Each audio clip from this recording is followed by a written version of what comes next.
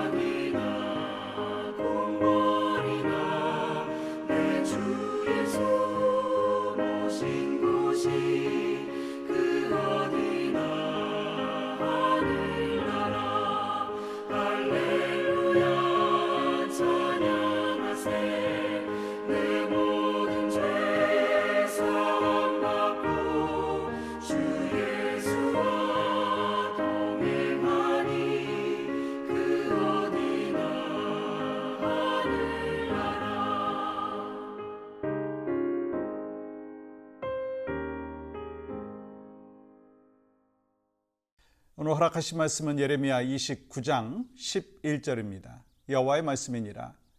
너희를 향한 나의 생각을 내가 아나니 평안이요 재앙이 아니니라. 너희에게 미래와 희망을 주는 것이니라. 아멘. 오늘 본문인 예레미야서는 여러분들이 잘 아시는 바와 같이 예레미야가 바벨론의 포로로 끌려간 그런 상황 속에서 우리 자기 백성들에게 보낸 편지죠. 그러니까 이스라엘 백성들에게 위기 상황 속에서 쓴 편지다라고 하는 것이죠. 이스라엘이 하나님의 징계로 바벨론의 포로로 잡혀갔습니다. 시간이 지날수록 이스라엘 백성들은 점점 더 가나안으로 돌아갈 수 없는 그런 절망적인 그런 상황에 사로잡히기 시작했어요. 이때 예레미야는 이렇게 선포합니다. 하나님께서 70년이 차면 이스라엘을 회복시킬 것이다. 그런 희망의 메시지를 선포합니다. 하나님의 약속은요, 변하지 않으니 하니까 거짓 선지자들의 유혹에 빠지지 말고 하나님의 말씀을 굳게 지키라 라고 한 거예요. 그러나 너무 지친 이스라엘 백성들은 예레미야에게 반감을 갖고 그를 감옥에 가둡니다. 그래서 지금은 희망을 찾을 수 없는 상황이었어요. 그런데 예레미야는 하나님을 끝까지 신뢰하죠. 아니, 자신만 신뢰한 것이 아니라 이 백성들에게 하나님을 신뢰하고 부르짖으라고 선포합니다. 그리고 위기 상황에 있는 이스라엘 백성들에게 하나님의 말씀을 전달해 주는 거예요. 여러분, 우리가 살고 있는 이 시대를 우리는 뭐라고 얘기할 수 있습니까? 위기의 시대다. 그렇게 얘기할 수 있어요. 뭐 개인적인 삶의 위기, 뭐 국가의 위기, 문화의 위기, 교육의 위기, 심지어는 이 기독교의 위기가 찾아왔다 이야기하지 않습니까? 특별히 우리 미국의 현실을 보면 위기 상황이고, 뭐 지금 뭐 전 세계를 보십시오. 위기 상황이 아닌 데가 아무것도 없다고 할 수 있을 정도로 위기입니다. 그러므로 이 삶의 위기 속에 있는 우리들은 하나님께서 주신 기회를 발견해야 되는 거예요. 하나님께서 위기 상황 속에 살고 있는 우리에게 기도를 통해서 어떤 기회를 주시는지 여러분 함께 나누기를 원하는데요. 기도는요, 평안과 희망을 주신다는 거예요.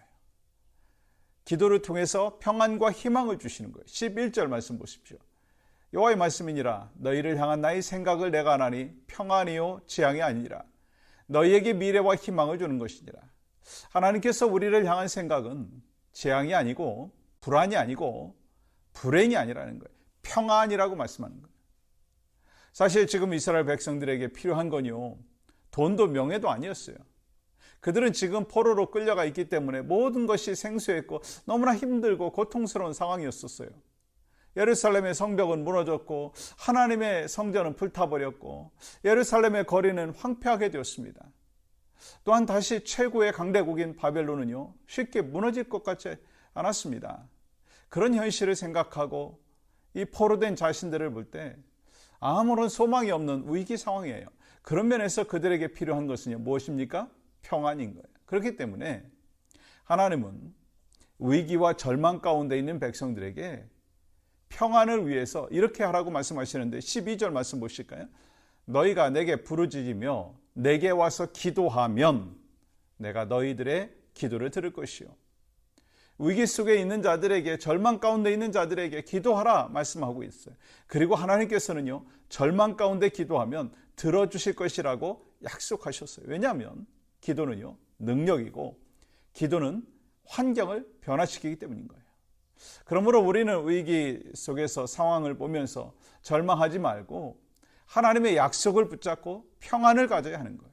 그러므로 우리는요, 위기 속에서 환경과 문제를 바라보며 두려워하지 말고 하나님의 마음을 바라보면서 평안을 누려라 라고 하는 거예요. 왜요? 하나님은 우리에게 참된 평안을 주시기 원하기 때문인 거예요. 권력도, 여러분, 물질도요, 아니라는 거예요. 부귀영화도 아니라는 거예요. 왜 그럴까요? 평안이 없는 축복은요, 참된 축복이 아니기 때문인 거예요. 우리가 세상의 모든 것을 다 가졌어도요, 평안이 없다면 그건요, 축복이 아니고, 평안이 없는 축복은요, 축복이 아니에요. 그러므로 오늘 우리에게 필요한 것은요, 평안, 샬롬입니다. 그렇습니다. 우리가 평안을 누리는 것은요, 환경이 좋고 많이 갖고 있고 문제가 없어서 주어지는 이 평안, 그러한 마음 상태가 아니라는 거예요. 폭풍 속에서도, 고난 속에서도, 질병 속에서도, 가난 가운데서도, 실패 가운데서도 우리와 함께 하시고 나와 동행하시고 나를 선하게 인도해 주신다는 믿음으로 인해서 얻는 평안인 거예요. 여러분, 이런 확신이 주님 앞에 가는 그날까지 변치 않기를 주님의 이름으로 간절히 축복합니다. 여러분, 이를 위해서 어떻게 해야 되겠어요? 기도의 끈을 놓지 말라는 거예요. 여러분, 11절 하반절 다시 보시면 이렇습니다. 너희를 향한 나의 생각을 내가 안 하니 미래와 희망을 주시는 것이다. 우리가 지금 누려야 될 축복이요, 평안이라고 한다면 미래와 희망은요, 장차 우리가 누려야 될 축복입니다. 다시 말해서 아직 이루어지지 않았지만 하나님의 약속으로 인해서 이루어질 것을 믿고 희망 가운데서 사는 거예요. 하나님께서는 이 바벨론의 포로 신세로 살고 있는 유대인들이었지만 언젠가 고국으로 돌아갈 것이라고 하는 희망 가운데 준비하며 살라는 거예요. 그렇습니다. 우리를 향한 하나님의 생각은 미래에 대한 희망이에요. 그런데 여러분 어떻습니까? 마귀는 우리를 향해서 계속해서 포기하라고 합니다. 그리고 소망이 없다고 합니다. 그러나 크리스찬의 삶은 미래를 향한 소망이에요. 미래지향적이어야 합니다. 왜요? 하나님은 기도할 때 꿈을 주시기 때문에. 예를 들어서 요셉 보십시오. 그는 하나님이 주신 꿈이 분명했기 때문에 이 죽이려고 하는 형들을 원망하지도 아니하고 누명을 쓰고 감옥에 갇혀도 불평하고 원망하지 않았어요.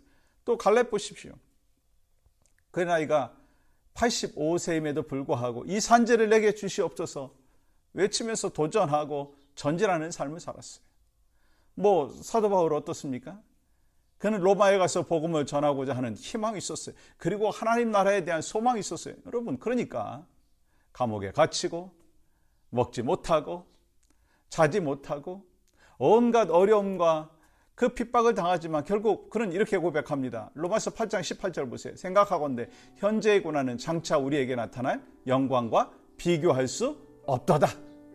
여러분, 이렇게 바울과 같이 현실은 암담한 모습이고 어두운 상황이지만 위기의 상황이 낙심시킬 수도 있지만 하나님의 약속의 말씀을 믿고 따라가면 평안과 희망을 주시는 거예요. 그러므로 우리 모두는 하나님의 약속의 말씀을 따라 살면서 장차 누릴 영광에 대해서 소망의 눈으로 바라볼 수 있기를 원합니다. 그때 비로소 위기 속에서도 우리는 평안과 소망을 누게 되는 줄 믿습니다.